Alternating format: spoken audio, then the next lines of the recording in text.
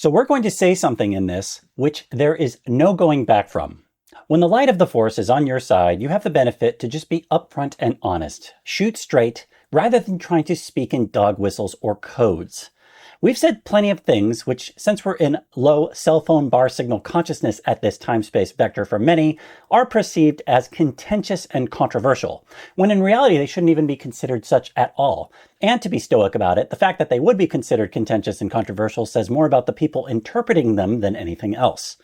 So, to say it straight, we'll speak on an obvious pattern which has been prevalent in our work that we're sure you've noticed and has long ago purged theocrats from listening to our outputs. Which is, Niles, as an American, when you speak of the political, why are you always shitting on the American right wing and rarely ever on the American left wing?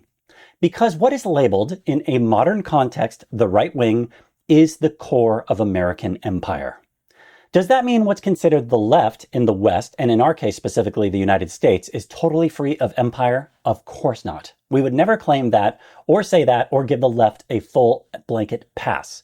Unless you're an indigenous person, we are all operating in nations which were built on settler colonialism. And in the United States, we have two main political parties. One has gone batshit theo-fash crazy, and the other is not very far left, but typically more centrist, still corporatized, neoliberal, very different than liberal party, which is interested generally in maintaining the status quo through outdated procedures and not rocking the boat of foundationally oppressive structures, and is thus often frustrating.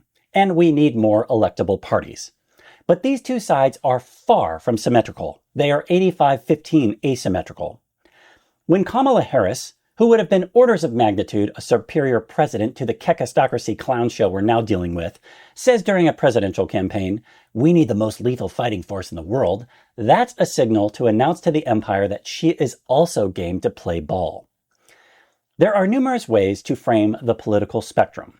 Change versus order, liberty versus authority, progress versus regress, collective versus individual, globalism versus nationalism, which have varying levels of accuracy. But all of these are binaries, and we're going to be, in the future, discussing some alternate and superior quaternary ways of framing these worldviews. But in terms of modern times, meaning the last few thousand years, and humans are over 1 million years old, what has been in a modern context called the left, associated more with liberalism, versus what has more in a modern context been associated more with conservatism and the right wing, and ready to cross over the yellow striped hazard lines, pass through the veil, fall into the looking glass, police car revolving light, double trigger warning, here it goes. Liberal religion is a brighter form of religion, while conservative religion is a more darker religion of empire. Even though there is a door number 3 called magic, which is kept from the masses, which Dion Fortune defined as causing changes in consciousness in accordance with will, religion and science are two primary doors which tend to become foundational operating systems that aim to answer deeper questions of life, which then have additional systems installed on top of those systems. So one's religion is their basic foundation of their building, which then has additional stories built on top of it. That's why we talk about spirituality so much when you're not supposed to talk about religion and politics. Because in your personal development, you gotta reevaluate the foundation before you build anything else on top of it. We know someone who is a therapist who had a male patient who requested their therapist at the practice also be a Christian. Why? Because that patient is willing to work on the upper floors of their building, which they certainly deserve credit for, but don't want their foundation challenged because it would simply be too painful for them. As we've said in our pro-democracy series of essays, which we encourage you to listen to at our other channel and on our podcast, when someone puts on their social media feeds Christian, conservative, cross emoji, American flag emoji, in that order, they are announcing and signaling that their Christianity is operating system number 1 and their conservatism is operating system number 2. And the issue on the conservative side of America is that they are so religious to a cult degree and then to a political cult degree that you don't see someone on the opposite side of the aisle saying something on their social media feeds like scientist, liberal, front and center to nearly the same degree because they are not as deep of a cult. Religion can be defined as any system of faith, worship, or by far best of all, practice. The way to most differentiate liberal-leaning religion versus conservative-leaning religion is through what's called horizontal versus vertical morality. Horizontal morality looks at the whole spectrum of nature, including everything made by the divine. Insects, reptiles, mammals, polytheistic deities, all of which are of both sexes, etc. This more mimics nature-based hierarchies, such as saying the lion is the king of the jungle, and also is more inclusive, allowing for new ideas to come in, including more having morality applied to and compassion for elements of the whole ecosystem. This is a truer spiritual system because it more honors nature and doesn't just try and destroy it. Conservative religion is vertical, meaning only relating to you, the personal selfish ego, and your relationship with an extreme male hierarchy, and has little to no compassion or care for anything else in the spectrum of nature. So the more conservative religious one is, the more it's just about being subservient to and trying to rise up a vertical ladder of authority. Your older brother above you, your father above both of you, your male pastor above that, judges above them, your emperor above that, Jesus above them, and then male sky daddy monotheistic God above them, and who gives a flying F about women? They are just there for breeding, a la Handmaid's Tale.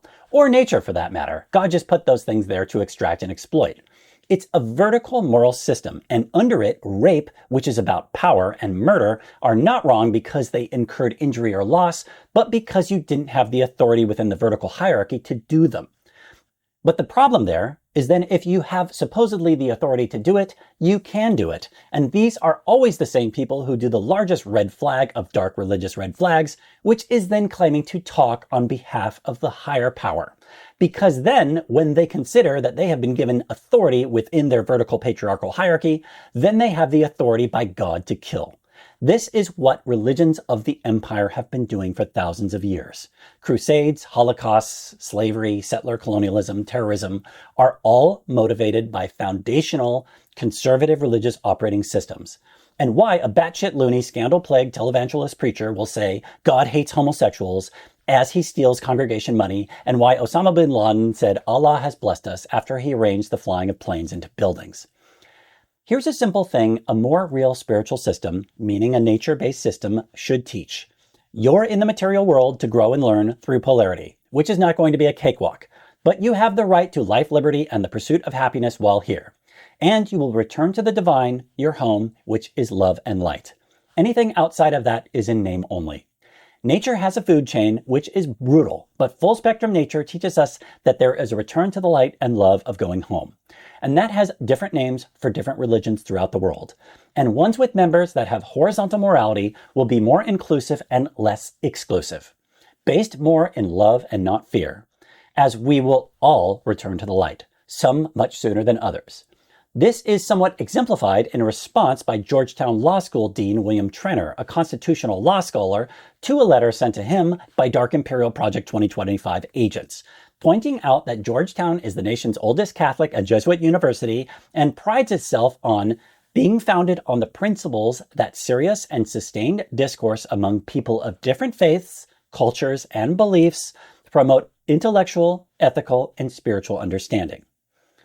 Within a horizontal moral system, you of course know rape and murder are wrong because they caused harm. Might is not right. And you would question and criticize a supposed God who would kill, which of course wouldn't because of the source of all things is unity and love. But within a vertical system, might is said to make right, which is both theocratic and authoritarian. So the more they incorrectly take this literally, the more their religion is authoritarian and their politics is inevitably authoritarian, and all they care about is power and control. And we would recommend the book The Power Worshippers about the imperial Christian right. And if they think Sky Daddy says it should be this way, then it doesn't matter who it harms. Appeals to empathy are essentially void and meaningless, because they don't get morals from empathy, they get them from a fictional dark hierarchical authority, as agents of empire.